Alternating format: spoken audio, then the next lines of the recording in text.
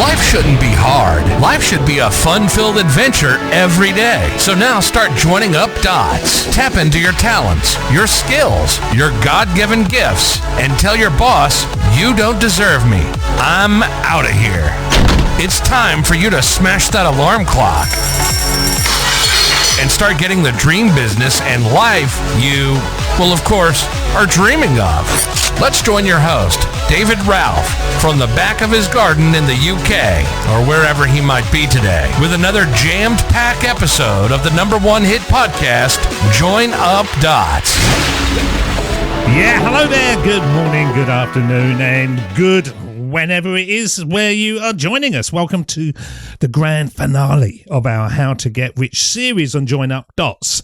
Now, if you walk the path with me through the last 11 episodes, you shouldn't be the same person you are when you started. You should have at least started questioning why you're not rich, why you haven't got the opportunities in your life, why you've got the obstacles, because we found your utility dot, we've plugged the leaks, we've looked at the digital landlord, and we've stared into the mirror and said, it's down to you. It's totally down to you. But today we reached the summit. And today we talk about the S word, scaling. Now, most people think scaling a business is about getting bigger. They think it's about more staff, bigger offices, a bigger brand. But in the Join Up Dots world, scaling only has one purpose, and that is to buy back your life. It's the only thing it's for. It's not to look sexier. It's not to look, more impressive to your parents and your neighbours and whatever.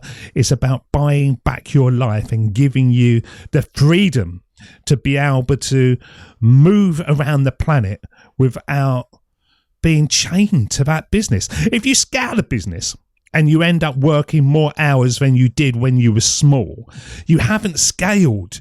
You've just built a bigger cage. So I'm going to give you the 5 key ways to scale your income while freeing up your time. We're going to talk about the back engine, the sort of invisible machinery that has to be flawless if you want to be free. And then we're going to ask the most important question of all, a question that might just change your entire destination. We're going to ask, do you actually need to scale at all to be rich?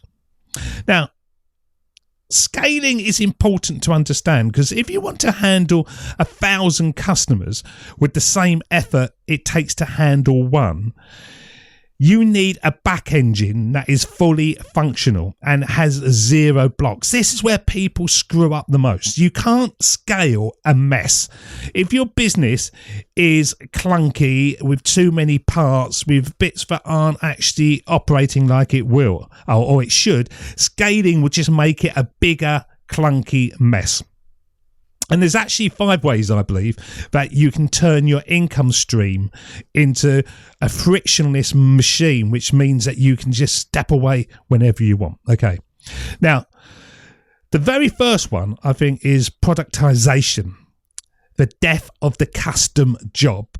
You cannot scale custom. If every client gets a different version of you, you're trapped. And I've done this in the past, thinking that I can do bespoke. You can't. You've got to turn your service, whatever you're doing, into a product, a fixed process, a fixed price, and a fixed outcome. This allows the engine to run without you having to think for every new dollar. It's not about having hundreds and hundreds of different products that tailor for different individuals. It's about having the right one for the right customer. There's enough customers in the world that are looking for whatever you need to offer, but you've got to scale down. Steve Jobs did that amazingly when he retook over Apple, and he looked at all the products and he realized that actually they were offering too many, and he stripped down to the iPhone, the iPad, and of course the iPod. They sort of revolutionized the industry because they were tailored to what people wanted at that time. So think about products. Do not think about bespoke service. You cannot scale. The second one is the automated funnel. This is the sort of benchmark of most online businesses. You attract and then you make a sale in automation. From the moment someone finds your evergreen asset, and go back onto the episodes to get back onto that, to the moment they hand you money, there should be no human intervention. If you have to jump on a discovery call to make a sale, you've created a block and you've got to eliminate that. Because once again, you can do that at 1, 2, 3, 4, 5. But if you're getting 100 each day, you're then having to hire members of staff, which is taking away your profits. And then you find yourself trapped in a loop. Okay, so you've got to look at how you can automate your funnel to be the salesman who never sleeps. Now, if we're getting into digital courses, then you've got to have a sort of algorithmic fulfillment. You've got to deliver the value automatically. So if you create software, if you create a course, if you create a physical product, you've got to make sure that it's possible that somebody can buy that and instantly the product is on their way to them. You've got to be the architect, not the delivery driver. You've got to look at all the different obstacles that, again, that can stop that. Now, the last two, I think, are sort of really the most important and forgot about. The fourth one is the self-healing support system. As you grow and your business grows, you'll be touching base with more customers and therefore the questions will grow. So you have to scale a knowledge base. You have to think in the future about a community where actually it's not you answering every question, but it's your 1,000 customers helping each other. You're actually creating a system where the answer is found before the question is even asked. Okay. And a lot of people, once again, they create a Facebook community and they think they have to be in it all the time, answering every single question. But actually what you need to do is be a master at knowing what questions are going to come your way and be able to point them in the right direction. Now, of course, if you can't and a human is needed, it shouldn't be you. It should not be you at any stage.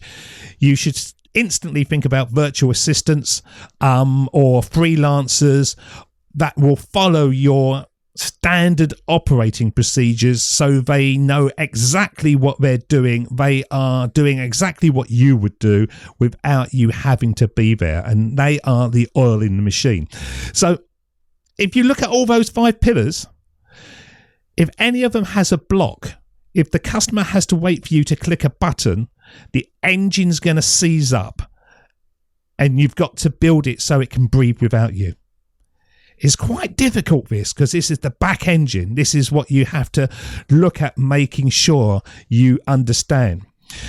So if you want to visualize a Swiss watch, for example, and you see the hands moving slowly and smoothly on the face, then behind that face is a series of gears, springs, and levers that are perfectly aligned. Now, most entrepreneurs, I believe, are front-end obsessed. And certainly at the beginning, they want the flashy logo and the big social media following, but they have no back engine. And when the orders start coming in, the gears grind, the springs snap, and they spend their days putting out fires. I spent years refining the back engine of Join Up Dots.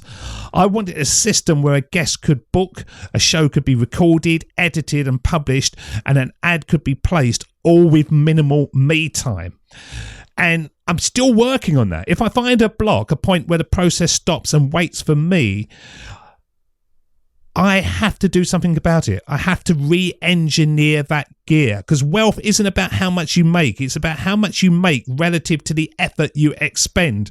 £1 million a year is a nightmare if it requires 150 hours a week of firefighting. £10,000 a month is a dream if it requires 4 hours a week of monitoring the gauges and tweaking it to make sure that engine works better and better. So which one do you want? I think it's quite obvious, isn't it? And that's the key part of scaling. Now, the great question is, do you actually need to scale? This is the sort of part of the series that actually might surprise you, because we've spent all this time talking about scaling and 1,000 customers. But here is the join up dots truth. You might not need to scale to be rich, because we live in a world obsessed with more users, more revenue, more growth. But I want you to look at your freedom score. And we did a podcast episode on this on Join Up Dots. So jump back onto that one. And if you have a business that brings in $8,000 a month, has 90% profit margins and requires 5 hours of your time a week because you've built a perfect small engine, are you rich? Well, I would say, yeah, you are. You're incredibly rich because you have the two most valuable commodities on earth. You have capital and time. Now, if you scale that business to $80,000 a month, but now you have 10 employees to manage and a VAT bill and a back engine that is constantly breaking under the pressure, are you richer? Well, on paper, yes.